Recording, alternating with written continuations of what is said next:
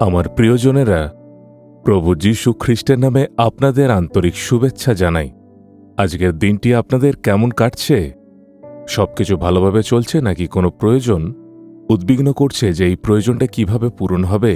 বিলটা আমাকে শোধ করতে হবে, টাকাটা শোধ করতে হবে, ঋণ শোধ করতে হবে।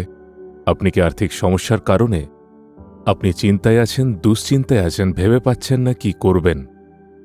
তাহলে আপনাকে অবশ্যই একটি বিষয় বুঝতে হবে, প্রভু যীশু কেমন ঈশ্বর, সর্বশক্তিমান, প্রেমময়, দয়াময়, এগুলো তো জানেন, তাই না? আরেকটি বিষয় মনে রাখুন, তিনি মহাধনী ঈশ্বর। সমস্ত ঐশ্বর্যের অধিকারী ঈশ্বর নিজেই বলেছেন, রূপা ও সোনা আমার, পৃথিবী এবং তার সমস্ত কিছুই আমার, সমগ্র বিশ্ব ব্রহ্মাণ্ড তাঁরই। বলুন তো, এই পৃথিবীতে তার চেয়ে ধনী আর কেউ কি হতে পারে? তিনি সর্বশ্রেষ্ঠ ধনী ঈশ্বর। হয়তো আপনি ভাবছেন, তিনি ধনী হলে আমার কি লাভ? একজন সন্তানের বাবা যদি ধনী হন, তাহলে কি সন্তানদের জন্য আনন্দের বিষয় নয়? আমাদের স্বর্গীয় পিতাও তাঁর সন্তানদের অভাব দেখে চুপ করে থাকেন না। তিনি অবশ্যই তাদের সাহায্য করেন, কিন্তু কাদের তিনি তাঁর ঐশ্বর্য দ্বারা সাহায্য করেন?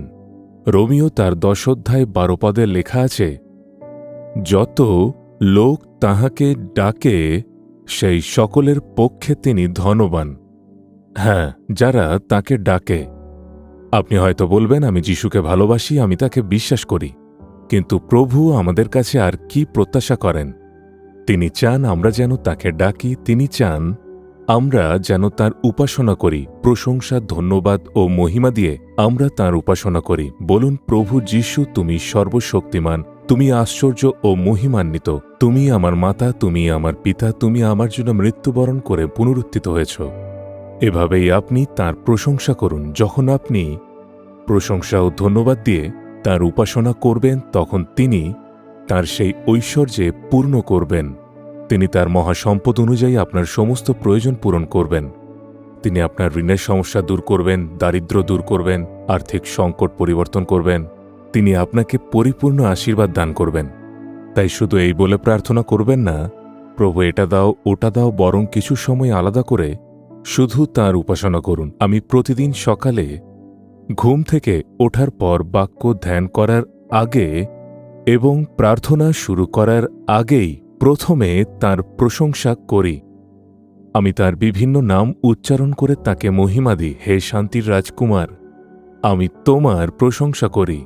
আশ্চর্য ঈশ্বর, তোমার প্রশংসা করি। হে পরামর্শদাতা, তোমার প্রশংসা করি। অন্ধদের দৃষ্টিদাতা, তোমার প্রশংসা করি। ঠিক এভাবেই আপনি তাঁর প্রশংসা করুন। যখন আপনি প্রশংসা ও ধন্যবাদ দিয়ে তাঁর উপাসনা করবেন, তাঁর হৃদয় আনন্দে পূর্ণ হবে এবং অনেক আশীর্বাদ আপনি চাওয়ার আগেই আপনার জীবনে এসে পৌঁছাবে। আপনি একবার যিশুর প্রেম ও মহিমার স্বাদ গ্রহণ করুন, তার প্রশংসা করুন, তাকে মহিমান্বিত করুন, উচ্চে তুলে ধরুন। তখন আপনার সমস্ত প্রয়োজন পূরণ হবে। আপনি আর অভাবের মধ্যে থাকবেন না। সেই ধনী ঈশ্বর আপনার সমস্ত প্রয়োজন পূরণ করবেন, আপনার জীবন আনন্দে ভরে দেবেন। আজই শুরু করুন। যদি ঘরে একা থাকেন, প্রশংসা করতে শুরু করুন, ধন্যবাদ দিতে শুরু করুন। কিছু সময় শুধু তার প্রশংসা ও ধন্যবাদে কাটান, তার উপাসনা করুন। অনেক সময় আমি তার চরণে উবুড় হয়ে তার উপাসনা করি, আবার কখনো হাঁটু গেড়ে তার আরাধনা করি। যখন আমরা তাকে ডাকি, আমাদের হৃদয় মহান আনন্দে পূর্ণ হয়। আমরা অনুভব করতে পারি তাঁর আশীর্বাদ প্রাচুর্যের সঙ্গে আমাদের জীবনে নেমেছে। আপনিও কি তা করবেন? তাহলে আপনি অবশ্যই পরিপূর্ণ আশীর্বাদ পাবেন।